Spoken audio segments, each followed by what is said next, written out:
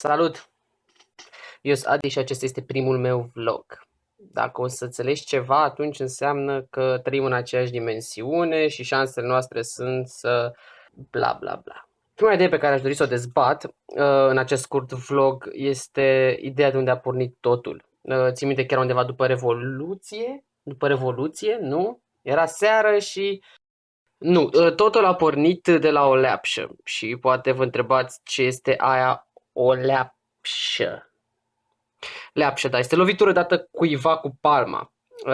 Adică, mă rog, și era jocul ăla de leapșa, joc pentru copii.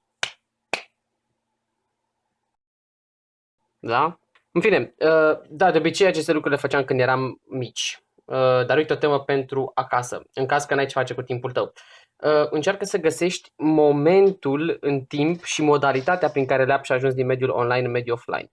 S-ar putea să ți se pară destul de fascinant, deși nu e fizică cuantică sau ceva, asta interesează mai nou pe lume, din mediul offline în online. În principiu va trebui ca de acum înainte eu să postez zilnic câte un filmuleț cu ceea ce se petrece în viața mea. Nu că ar interesa pe cineva. Dar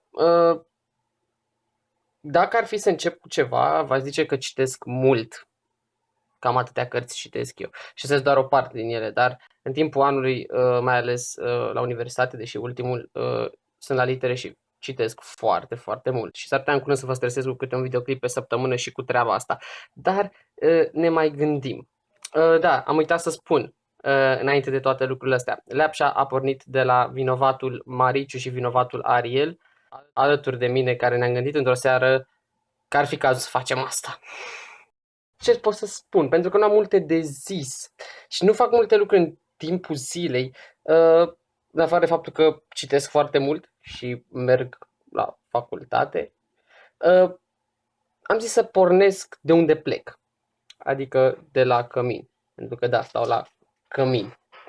Și pentru că mi s-a părut interesant ca pentru un prim vlog să plec de aici, am zis să-mi iau toți colegii din apartament la întrebare. Cum e viața la cămin? Evident că nu mi-au răspuns toți. Au fost 2 care mi-au răspuns. Spune-mi, te rog, cum e viața la cămin? Divers.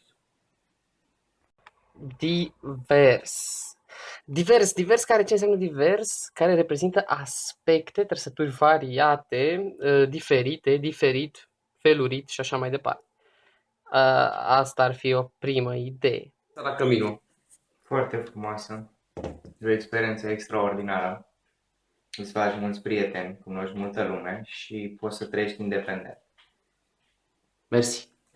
În cealaltă idee se pare că e independent. Independența asta la cămin. Ce înseamnă independent? Care nu depinde de cineva sau ceva. Despre un popor, un stat care se bucură de independență, liber, autonom. Bineînțeles, că nu interesează prima definiție. Adică care nu depinde de cineva sau ceva. Culmea e că la cămin depinzi de ceilalți. Sau ceilalți depind de tine. Cam asta a fost în mare.